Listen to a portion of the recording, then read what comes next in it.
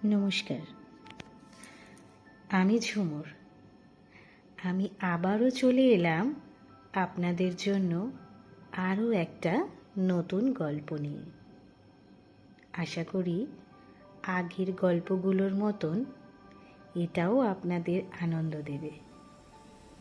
আর যদি কোথাও কোনো বিষয়ে আপনাদের খারাপ লাগে বা আমার গল্প পাঠে কিছু পরিবর্তনের জন্য মনে হয়, আমায় অবশ্যই কমেন্ট করে জানাবেন।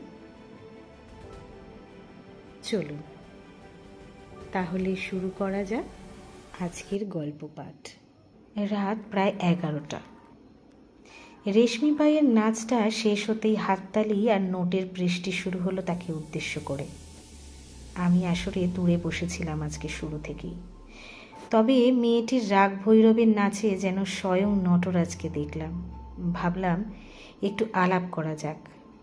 অমনি দেখি সমরেশ তালুকদার ওর সামনে গিয়ে একটা জুঁই ফুলের মালা পরিয়ে দিয়েই টলতে টলতে কোথায় যেন চলে গেলেন। রেশমি বাইয়ের ঘুঙুর কি জাদু করলো কি জানি, কথা বেরোচ্ছে না মুখ দিয়ে। ভাবলাম একবার ডাক দেব, কি মনে হলো চুপ করে গেলাম।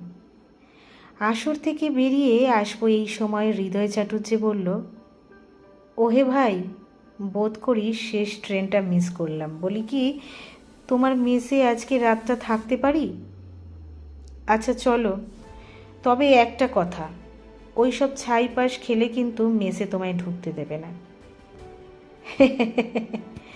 বলো কি হে, মেসে যাব বলেছি, মন্দিরে তো বলিনি। বলে নিজের মনে হাসতে হাসতে কোথায় যেন চলে গেল। খেয়াল করলাম ইতিমধ্যে রেশমি আসর ছেড়ে বেরিয়ে গেছে। তখন সারেঙ্গি বাজছে, তার সুর যেন রেশমির ঘুঙুরের শব্দকে আষ্টে পৃষ্ঠে জড়িয়ে রেখেছে। আসর থেকে বেরিয়ে দোতলার লম্বা বারান্দায় দাঁড়িয়ে একটা সিগারেট ধরালাম। একটা মুগ্ধতাময় সুগন্ধ যেন এলাকাটাকে গ্রাস করলো মুহূর্তেই। অনুভব করলাম আমার পাশ দিয়ে কেউ হেঁটে গেল, ঘুঙুরের শব্দ কানে এলো, সাথে সেই সুগন্ধের উৎস যেন একটা ঘরে মিলিয়ে গেল। দেখি অপরূপ সাজে একটা মেয়ে সামনে দিয়ে গেল। মাথার ওড়নাটা ঠিক করতে গিয়ে একটা লাল গোলাপ খোপা থেকে পড়ে গেল। গোলাপটা হাতে তুলে ডাক দিলাম, শুনছেন? আপনার গোলাপটা বোধহয় খোপা থেকে পড়ে গেল। তার মন্থর গতি থামিয়ে খুব ধীরে পেছন ফিরে চাইল সে। পদ্ম পলাশাক্ষী শব্দটির অর্থ হয়তো রেশমিবাইকে না দেখলে উপলব্ধি করতে পারতাম না। বৃদ্ধ জলপ্রপাতের অবিরাম ধারার মতো উজ্জ্বল তার উন্মুক্ত কেশরাশি, গাত্রবর্ণ প্রখর উজ্জ্বলতায় পরিপূর্ণ, তিলোত্তমার মতো রূপ বটে তার। আমার যেন কেমন ঘোর লেগে গেছিল। চটকা ভাঙল তার কথাতে। বাবুজি, কিছু বলবেন? না, মানে আপনার খোপা থেকে এই ফুলটা পড়ে গেছিল। এই যে। হাত থেকে ফুলটা নিয়ে বলল, আমার নাচ কেমন লাগলো। কথাটা শেষ হতেই একটা মহিলা কোথা থেকে এসে বলতে লাগলো, কখন থেকে ডাকছি, কানের মাথা খেয়েছিস নাকি মুখ পুরি? বলেই হাত ধরে টানতে টানতে নিয়ে চলে গেল। সিঁড়ি দিয়ে নিচে যাবার সময় দেখলাম একটা নূপুর পড়ে আছে সিঁড়িতে, হয়তো সেই বাইজির। পাঞ্জাবির পকেটে রেখে দিলাম, সুযোগ পেলে দিয়ে দেব। ওই সুযোগে একটু আলাপও করা যাবে। তারপর কেটে গেছে প্রায় 7টা দিন। আবার যে বাইজির সাথে দেখা হবে এটা প্রত্যাশার বাইরে ছিল। কলকাতার এক জমিদার বাড়িতে চায়ের আসরে আমরা উপস্থিত ছিলাম। অনেকেই বলেছিল নাকি বারাণসী থেকে এক নর্তকী আসছে। ভাবিনি রেশমি বাই আসবে। নাচের আসরে বেলোয়ারি ঝড়ের মাদকতাময় আলোয় এক মায়া বিরাগে রেশমির ঘুঙুর আমায় পুনর্বার মুগ্ধ করল। আসর শেষে সবার অলক্ষ্যে দেখা হলো মেয়েটির সাথে। আপনার এই নূপুরটা, কিছুদিন আগে একটা আসরে আপনার নাচ দেখেছিলাম, সেখানে মনে হয় আপনার পা থেকে পড়ে গেছিল, আমি রেখে দিয়েছিলাম। নূপুরটা হাতে নিয়েই অশ্রুপূর্ণ নয়নে কৃতজ্ঞ দৃষ্টিতে তাকিয়ে বলল, আমার মায়ের দেওয়া শেষ উপহার। আমি বললাম, এত মূল্যবান যখন তাহলে যত্ন করে রাখুন। বাবু, আপনাকেই প্রথম দেখলাম কোনো বাইজির সাথে এত ভদ্রভাবে কথা বলছেন। মৃদু হাসলাম তার কথায়। বললাম, খুব সুন্দর নাচেন আপনি। বেপরোয়াভাবেই হঠাৎ মেয়েটি বলল, সাবধান বাবু, প্রেমে পড়ে যাবেন না যেন। মেয়েটার আচরণ কেমন যেন লাগলো। বললাম, কে তুমি? কেনই বা করো এসব? বলল, খুবই সাধারণ ঘরের মেয়ে ছিলাম আমি। জীবনে যা পেয়েছি তার থেকে কোনো দিনই বেশি কিছু চাইনি। বাবা মায়ের একমাত্র সন্তান ছিলাম আমি। মাধ্যমিক পাশ করার প্রায় 6 মাস পর বাবা একটা দুর্ঘটনায় মারা যায়। মা কেমন যেন হয়ে যায়। তারপর ছোট পিসেমশাই আমার জন্য একটা বিয়ের সম্বন্ধ নিয়ে আসেন। বিপত্নিক আর বয়স্ক হওয়ার পরেও পণ দিয়ে আমার বিয়ের পিঁড়িতে উঠতে হলো। ফুলশয্যার রাতে আমার ঘরে এলো অন্য এক পুরুষ। প্রাণপণে সম্মান রক্ষার চেষ্টা করেও লাভ হলো না। শুনলাম স্বামী নাকি মাত্র 4,000 টাকার বিনিময়ে আমায় বিক্রি করেছে। তারপর আমায় নিয়ে আসা হলো একটা অজানা জায়গাতে। সুদীপ্তা থেকে হলাম রেশমি।